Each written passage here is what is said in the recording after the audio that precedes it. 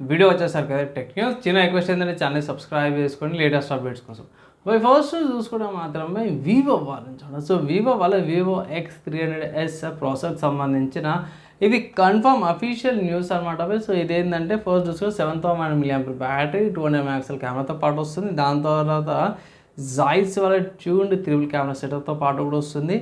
6.78 inches display 140 refresh రేట్తో పాటు కూడా వస్తుంది. అండ్ నెక్స్ట్ చూస్తే 50 మెగాపిక్సెల్ వల్ల పెరిస్కోపిక్ కెమెరాతో పాటు కూడా వస్తుంది.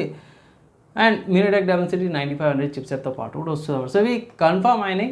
సో అఫీషియల్గా మనకి లాంచ్ అయిన సపరేట్ ఇంకా అప్డేట్లో న్యూస్లో అప్డేట్ అయితే చేస్తారు. నెక్స్ట్ చూసుకుంటే మన ఇండియన్ బ్రాండ్ లావా మొబైల్స్ నుంచి అన్నమాట. సో లావా మొబైల్స్ లావా బోల్డ్ N2 Pro 4G smart phone అయితే 31 మార్చ్ రోజున లాంచ్ చేస్తారు అనేసి తను అంటే రేపే.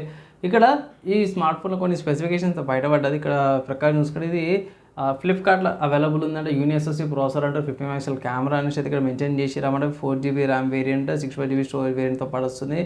And 6.7 inches LCD 120Hz refresh డిస్ప్లేతో పాటు కూడా వస్తుంది అనేసి అయితే ఇక్కడ మెన్షన్ అయితే చేసిరన్నమాట. ప్రైస్ గురించి అయితే మెన్షన్ చేయలే కానీ ఈ స్మార్ట్ ఫోన్ అయితే ఫ్లిప్కార్ట్లో వస్తుంది అనేసి అయితే మోస్ట్లీ మనకి లావా మొబైల్స్ ఏవైతే మనకి అమెజాన్ ఎక్స్క్లూజివ్ ఉంటాయి. చూడాలి ఫ్లిప్కార్ట్ అమెజాన్ మనకి వచ్చినాక అప్డేట్ అయితే చేస్తాం. నెక్స్ట్ చూసుకుంటే OnePlus వాళ్ళ నుంచి అన్నమాట. So OnePlus Nord CE Lite అంటే కిలోమీటర్ పేరు మళ్ళీ స్టార్ట్ అయిపోయిన అనుకోవచ్చు. ఈ స్మార్ట్ ఫోన్కి సంబంధించిన కొన్ని స్పెసిఫికేషన్స్ అయితే లీక్ అయినాయి. ఇక్కడ వచ్చిన స్పెసిఫికేషన్ లిస్ట్ ప్రకారం కూడా చూసుకుంటే 6.7 ఇంచెస్ 120Hz రిఫ్రెష్ రేట్తో పాటు వస్తుంది. MediaTek 6300 processor and 50 megapixel camera 7000 mAh బ్యాటరీతో పాటు కూడా వస్తుంది అనమాట. ప్రైస్ 23,000 రూపాయలు అనేసి అయితే అంటూ. సో 23,000 అంటే మాత్రం 6300 ప్రాసెసర్ అంటే మాత్రం మరి ఓ ప్రైస్ అనుకోవచ్చు. నార్మల్గా పోయి ఇప్పుడు 6300 ప్రాసెసర్ అవుతుంది మనకి 15,000 రూపాయలు రావాల్సింది ఇప్పుడు 20,000 రూపాయలు వస్తుంది. వీళ్ళు ఇంకొంచెం యాడప్ చేసి వీళ్ళకి ఏంటంటే 23,000 అంటారు. కన్ఫర్మ్ అయితే కాదు కానీ 23,000 అంటూ కార్డ్ ఆఫర్స్ చేసినాక 20,000కి వస్తుంది అనేసి అయితే అంటారు.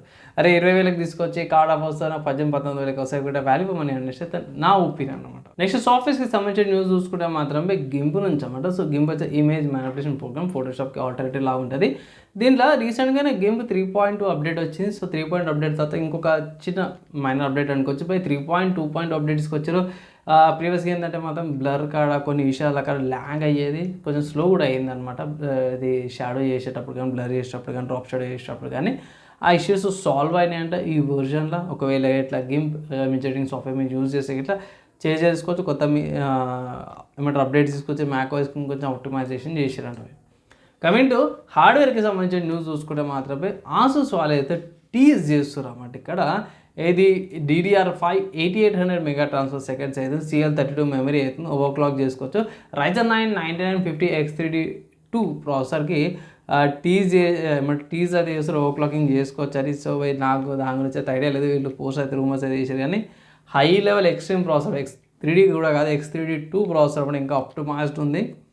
5.6 GHz 200 MB cache memory 208 MB cache memory 200 watts power కన్జంప్షన్తో పాటు కూడా వస్తుంది. అప్పుడు పవర్ కంట్రోల్ క్యాచ్ మెమరీ ఎక్కువ ఇక్కడ. సో అది పక్క పెట్టేస్తే నెక్స్ట్ చూసుకుంటే మాత్రమే AMD వాళ్ళ నుంచి ఇది కూడా. సో AMD వాళ్ళ AM4 సాకెట్ ఏదైతే ఉందో 10 years అయింది అనమాట. సో 10 years దాకా కూడా ఆ AM4 సాకెట్ని కంటిన్యూ చేసారు. ఇక్కడ వచ్చిన అప్డేట్ ప్రకారం కూడా చూసుకుంటే ఇప్పుడు AM5 సాకెట్ నడుస్తుంది అనమాట. సో AM5 సాకెట్ని కూడా AM4 సాకెట్ లాగా చాలా రోజుల దాకా నడిపిస్తామనేసి అయితే ఒక అనౌన్స్మెంట్ లాగా అనుకోవచ్చు, లేకపోతే బోర్డ్ ఆఫ్ మొత్తం సో అట్లా కూడా అనుకోవచ్చు. సో వీళ్ళైతే అదే అంటారు అన్నమాట. AM5 సాకెట్ కూడా చాలా రోజుల దాకా తీసుకొస్తాము. అండ్ హై ఎండ్ వాళ్ళకి అవుతుందో త్రూ బయోస్ అప్డేట్ తర్వాత మంచి ప్రాసెసర్లు అప్గ్రేడ్ అయితే తీసుకోవచ్చు, ప్రాబ్లం ఏమి ఉండదు అనేసి అయితే అంటారు. నెక్స్ట్ న్యూస్ చూసుకుంటే గేమింగ్కి సంబంధించిన న్యూస్ బై.